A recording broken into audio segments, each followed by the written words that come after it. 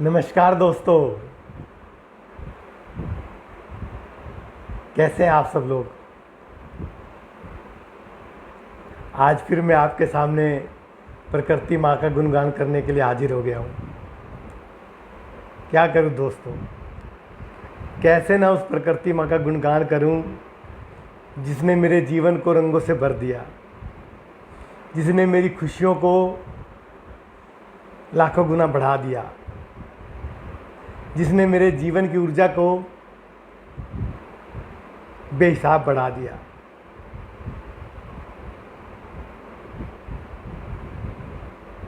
मेरी आत्मा, मेरा शरीर, मेरी आंखें, मेरे कान सब उस प्रकृति माँ का गुणगान करना चाहते हैं, क्योंकि इस प्रकृति माँ ने मुझे दिया ही इतना है कि जिसको मैं बयान नहीं कर सकता, जिसको मैं जितना लुटाऊं, जितना औरों के साथ बांटूं, कम ही नहीं होता। ऐसे छोटे छोटे मित्र दिए प्रकृति माँ ने, जिनकी जानकारी प्रकृति के बारे में मेरे से ज़्यादा है, जिनकी जानकारी जिनकी प्रकृति प्रेम मेरे से ज़्यादा है, जो मेरे से ज़्यादा अच्छे तरीके से पौधारोपण कर सकते हैं और जिनका जीवन प्रकृति सेवा में लगा हुआ है। ऐसे नन्हे मुन्ने मित्र दिए और उनकी कल्पना को देखकर, उनके उत्साह को देखकर, उनके भाव भंगिमाओं को देखकर मैं आश्चर्यचकित रह जाता हूँ कि देखो प्रकृति माँ किस प्रकार जिस पर प्रेम लुटाती है तो किस कदर प्रेम लुटाती है। ऐसे ही मुझे कुछ नौजवान दोस्त मिले, भाई देखे मैंने, जिनका सारा दिन शरारतों में गुजरता था, जिनकी दिनचर्या की शुरुआत ही शरारतों से होती थी, लेकिन प्रकृति प्रेम में पढ़कर, प्रकृति सेवा में पढ़कर अब उनका सारा दिन, पूरा दिन इस चिंता में, इस फिक्र में गुजरता है कि कल मैंने कौन सा पौधा लगाना है, मैंने कल कौन से पौधे को पानी देना है, मैं कौन सा पौधा लगाऊं कि वो जल्दी बड़ा हो जाए। और वो अपने छोटे भाई बहनों को भी उस काम में साथ जोड़ रहे हैं। अब उनके घर में चारों तरफ खिलौने नहीं, चारों तरफ पौधे, गमले नज़र आ रहे हैं, तरह तरह के, छोटे बड़े, रंग बिरंगे, और उनके अंदर रंग बिरंगे पौधे और उनके अंदर रंग बिरंगे फूल, और जिसको देख देख कर, जिसका वो स्वाद चख चख कर जो है मंत्रमुग्ध हो रहे हैं। ऐसे ही कुछ मित्रों ने अपने घर की जो जगह, पीछे जगह बची होती है, उसके अंदर बगीचा लगाकर जो है सब्जियां बोनी शुरू कर दी। अब वो बार बार दिखाते हैं, बार बार लाते हैं कि देखो भाई साहब ये सब्जियां हो रही हैं, इतनी स्वादिष्ट सब्जियां हो रही हैं। मैं भी उनके इस करिश्मे को देखकर, उनके इस भाव को देखकर आत्मविभोर हो जाता हूँ। ऐसे हमारी बहनें जो कल तक घर से नहीं निकलती थी, अब वो समाज सेवा में लगी हुई है। जो किसी से बात करते हुए सुचाती थी, किसी के साथ उठने बैठने में उनको डर लगा रहता था, घबराती थी, चिंता रहती थी, फिक्र रहती थी, अब वो समाज के कामों में बढ़ चढ़ कर हिस्सा ले रही हैं। प्रकृति को कैसे सुंदर किया जाए, प्रकृति को कैसे रचनात्मक बनाया जाए, समाज को कैसे सुंदर किया जाए, इस चिंता में वो खोई हुई है। और बिना भय के, बिना डर के कहीं भी वो जाकर इस कार्य को करने के लिए तैयार हो जाती हैं। ये छोटी बात नहीं है, ये प्रकृति प्रेम ही है जो उनको ऐसा करने पर मजबूर कर रहा है। ऐसे ही हमारे बुजुर्ग हैं, राणा जी इनक्लेव के अंदर एक सीनियर सिटीजन है, उनके एक ग्रुप है 100-150 बुजुर्गों का, और सारे क्वालिफाइड लोग हैं, सारे पढ़े लिखे लोग हैं और हाई क्वालिफाइड लोग हैं। और वो वहाँ पर एक मेट्रो का बगीचा है, उसको संवारने में लगे हुए हैं। और उनकी अगर आप क्षमता को, उनके अगर आप बाहुबल को, उनकी अगर आप जोश को देखोगे ना, तो नौजवान फेल है। 80-85 साल के लोग अपने घरों से पानी लाकर वहाँ पर पौधों में पानी डाल रहे हैं। जो काम मेट्रो को करना चाहिए, जो काम सरकार को करना चाहिए, वो बुजुर्ग 80 साल के बुजुर्ग रिटायर्ड लोग जो सब सेवाओं से, सब कामों से निवृत्त हैं, वो दिन रात उस बगीचे को संवारने में लगे हुए हैं। ऐसे ही हमारे कुछ मित्र जो एक तालाब पड़ा हुआ था, उस तालाब को सुंदर बनाने में लग गए। पहले वहाँ खेलते थे, शरारतें करते थे, गंद मचाते थे, गंद फेंकते थे, उसका बुरा हाल था। अब उन नौजवानों ने, उन बच्चों के अंदर उत्साह जागा। अब वो नित्य प्रतिदिन वहाँ बैठकर क्या पेड़ लगाया जाए, कैसे यहाँ पर एक्सरसाइज की जाए, कैसे यहाँ पर खेला जाए, कैसे इस बगीचे को सुंदर बनाया जाए, कैसे इस तालाब को जो है ना एक लाजवाब बगीचे के अंदर तब्दील किया जाए, ऐसे काम में लगे हुए हैं। ऐसे ही कुछ मित्र अपने कॉलेजेस में, अपने स्कूल्स में ग्रुप बनाकर लोगों को अवेयरनेस की कोशिश में लगे हुए हैं। तो ये बहुत लाजवाब बात है, छोटी बात नहीं है। और जब ऐसे मित्र मिल जाएं, ऐसे साथी मिल जाएं, फिर जीवन में क्या कमी रह जाती है? और जीवन को चाहिए क्या है? इस शरीर की, इस आत्मा की और जिस दिमाग की अगर कोई खुराक है तो वो यही प्रेम ही है, मित्रता ही है, आपसी विचार के, आपसे मिलने वाले विचार के लोग ही हैं जो इसको तृप्त कर सकते हैं। अगर कोई आपके दिमाग को शांत कर सकता है तो वो आपकी सोच का व्यक्ति ही कर सकता है, या फिर पेड़ पौधे कर सकते हैं। तो जब आप प्रकृति भक्त बनोगे तो पेड़ पौधों का तो साथ मिलेगा ही मिलेगा, प्रकृति माँ का तो साथ मिलेगा ही मिलेगा। और अगर ऐसे नौजवान दोस्तों का, ऐसे साथियों का भी साथ मिल जाए, उनका भी प्रेम और सहयोग मिल जाए, और इस जीवन को क्या चाहिए? तो अगर हम अपने जीवन को रंगीन और खुशबूदार बनाना चाहते हैं, महकाना चाहते हैं, लाजवाब बनाना चाहते हैं, तो प्रकृति प्रेमी ज़रूर बने, प्रकृति के साथ जुड़ें।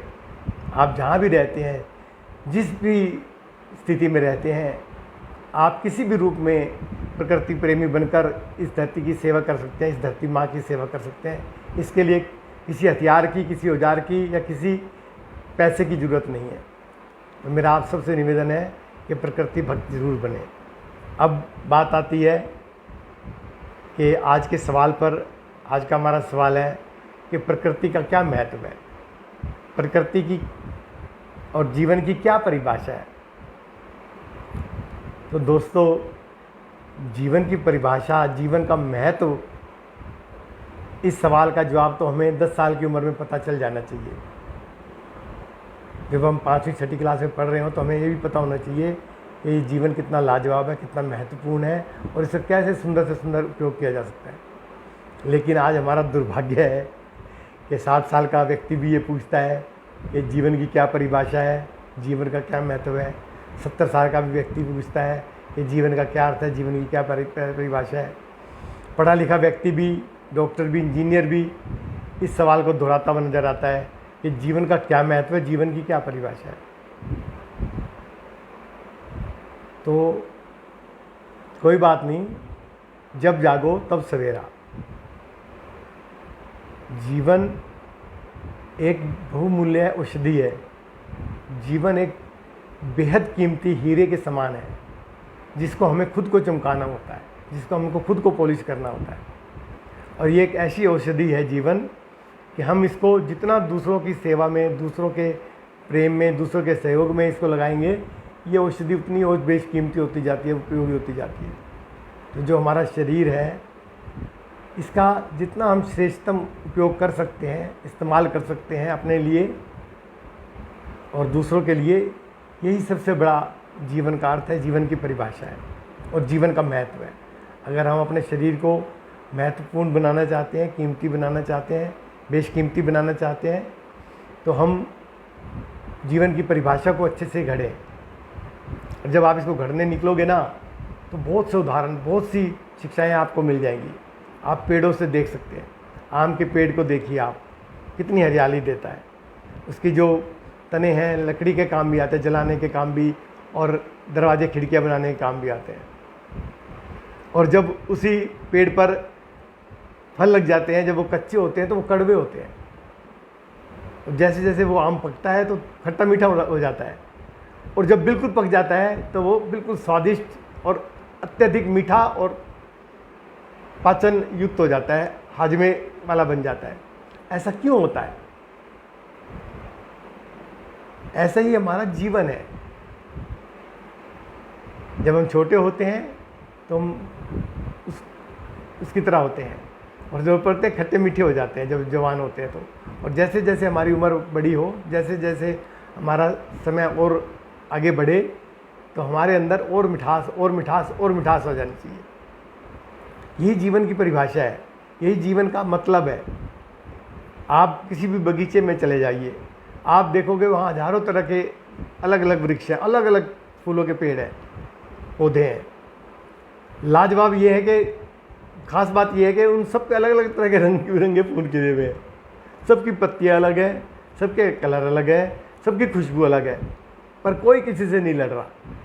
सब अपनी अपनी खुशबू बिखेर रहे हैं, सब अपनी अपनी सुंदरता को भरपूर तरीके से लुटाने की कोशिश कर रहे हैं। और जैसे जैसे वो फूल बड़ा होता जाता है, जैसे जैसे और सुंदर होता चल जाता है, और फिर वो उस पूरे बगीचे को महकाने का ही काम करते, और कोई काम नहीं करते। ऐसे ही हमारा जीवन है। जैसे जैसे हम आगे बढ़ते जाएं, जैसे जैसे हमारा जीवन चलता जाए, तो हम भी इस धरती रूपी बगीचे को, इस परिवार रूपी बगीचे को, इस समाज रूपी बगीचे को और सुगंधित बनाने की कोशिश करें। यही जीवन का अर्थ और यही जीवन का महत्व है। ये सब बातें हज़ारों बार कही जा चुकी हैं, हज़ारों बार दोहराई जा चुकी हैं। ये कोई नई बात नहीं कह रहा हूँ मैं, लेकिन क्योंकि किसी बात को समझाने के लिए समझाना ही पड़ता है, कहना ही पड़ता है। मैं जानते हैं, मैं भी जानता हूँ, आप भी जानते हैं कि आजकल लोगों के अंदर सुनने की मैदा बिल्कुल नहीं है। कोई भी किसी की बात सुनना नहीं चाहता, और कोई सुननी पड़ जाए तो उसको समझना नहीं चाहता। अगर आपको किसी को आपकी बात सुननी भी पड़ जाए, समझनी भी पड़ जाए, लेकिन कोई उसको अपनाना नहीं चाहता। कोई नहीं चाहता कि मैं इसको अपनाऊं। कोशिश करते हैं सब ऐसे ही। कहने का तात्पर्य है कि बड़ा विकट समय है, बड़ी विकट परिस्थितियां हैं, लेकिन फिर भी हमको उम्मीद का दामन नहीं छोड़ना चाहिए। फिर भी हमको प्रेम का ही बीज बोना चाहिए। फिर भी हमको आम के मीठे फल ही लगाने चाहिए। फिर भी हमको जीवन पर्यंत और मीठा और मीठा और अच्छा बनने की कोशिश करनी चाहिए। जीवन पर्यंत समाज के साथ हम कैसे जुड़ सकते हैं, किस प्रकार हम समाज को बांध सकते हैं, किस प्रकार हम समाज को संगठित कर सकते हैं, इस प्रयास में लगा रहना चाहिए। ये सारा का सारा समाज हमारा एक परिवार ही है। तो जितना हम इस परिवार के साथ जुड़ेंगे, जितना इस समाज के साथ जुड़ेंगे, उतना ही हमारे जीवन का महत्व बढ़ता चला जाएगा। ये रिश्ते नाते, ये समाज, ये पृथ्वी, सब के सब हमारे पोषण के लिए हैं, हमारे को पोषित करती हैं, हमारे को मजबूत करते हैं, हमारे को सुंदर बनाते हैं। तो हम जैसे जैसे प्रकृति के साथ जुड़ेंगे, समाज के साथ जुड़ेंगे, हमारे अंदर 100% शक्ति आएगी, ताकत आएगी। मैं अपने भाइयों से, अपने दोस्तों से यही हाथ जोड़कर विनती करूंगा कि ये एक समय है। आज आप देखते हो नफ़रतों की आंधियाँ कितनी तेज़ी से चल रही हैं, कितनी गर्म हवाएं हैं नफ़रतों की। जितनी गर्मी सूरज के प्रकाश की वजह से हो रही है ना धरती पर, उससे कई हज़ार गुना ज़्यादा नफ़रतों की आंधियाँ चल रही हैं। आज आप किसी बच्चे को हाथ लगा दीजिए, किसी के साथ आपकी कोहनी टच हो जाए, गाड़ी चलाते समय किसी के साथ आपका गाड़ी का बोनट या टायर या कोई चीज़ टच हो जाए, किसी कारणवश जो है आप साइकिल दूसरी साइकिल से टकरा जाए, रिक्शे वाले आपस में दो भिड़ जाते हैं तो वो भी आपस में गाली गलौज पर रुलाते हैं। सवारी बैठी हुई है, जेंटलमैन सवारी बैठी है, लेकिन रिक्शे वाले आपस में लड़ रहे हैं, एक दूसरे को गाली बक रहे हैं, उसको बोल रहे हैं कि जिस स्कूल का तू मास्टर है मैं उस स्कूल का हेड मास्टर हूँ। अभी आप किसी बिल्कुल गरीब से गरीब व्यक्ति को थोड़ा सा आप दूसरी नज़रों से देख दो, वो उसी टाइम आपको गाली देना शुरू कर देगा। यही जगह, यही हालत बसों में भी है, ऑफिसेज में भी है, घरों में भी है, समाज में भी है, हर जगह है। तो जब आंधियाँ तेज़ हो जाएं तो उनको, आंधियों को रोकने के लिए प्रयास भी तेज़ होने चाहिए। और मेरा मानना, मेरा समझना ये है कि अगर इन प्रयासों को कोई चीज़ रोक सकती है, इन नफ़रतों की आंधियों को कोई चीज़ रोक सकती है, तो वो प्रकृति प्रेम ही है। क्योंकि मैंने देखा है, जो लोग पौधों की सेवा में, जो लोग समाज की सेवा में, जो लोग मनुष्यता की सेवा में लग जाते हैं, वो फिर ऐसी आंधियाँ, ऐसे तूफान के संरक्षक नहीं बनते। तो आज इस धरती को, जहाँ पर शूरवीरों की ज़रूरत है, सेना के नौजवानों की ज़रूरत है, वहाँ प्रकृति भक्तों की भी ज़रूरत है। आज आप देख लीजिए बच्चे सारे के सारे टीवी पर लगे हुए हैं और सारे के सारे क्राइम से जुड़ी हुई खबरें देख रहे हैं, क्राइम से जुड़े हुए वीडियोस देख रहे हैं, क्राइम से जुड़े हुए ही प्रोग्राम्स देख रहे हैं। इवन महिलाएं तक भी आजकल जो देखती हैं वो लड़ाई झगड़े वाले ही प्रोग्रामों को ज़्यादा महत्वता देती हैं, क्योंकि हम जैसा अपना दिमाग बना लेंगे ना वैसे ही हमारा अट्रैक्शन बन जाएगा। जैसा इसके अंदर बीज बो देंगे ना वैसी चीज़ें इसको पसंद आने लग जाएंगी, ये वैसी चीज़ों को अपने तरफ अट्रैक्ट करने जाएगी। जैसे एक चुंबक होता है वो लोहे को खींच लेता है, ऐसे ही हमारा दिमाग है। इसके अंदर हम अगर नफरतों का चुंबक बो देंगे, बना देंगे, तो ये जितने भी आसपास ऐसे लोहे होंगे उनको खींचेगा, उनसे प्रभावित होगा। तो अगर हम चाहते हैं कि हम एक सुंदर समाज की रचना में, एक सुंदर देश की रचना में, एक सुंदर परिवार की रचना में, अपने बच्चों के सुंदर भविष्य के लिए निकलें, तो हमें ये नफ़रतों की आंधियाँ रोकनी पड़ेंगी। ये घमंड का जो हमने पहाड़ खड़ा कर लिया इसको मिटाना पड़ेगा। यही पहाड़ हमारे बच्चों में भी लगातार नज़र आ रहा है।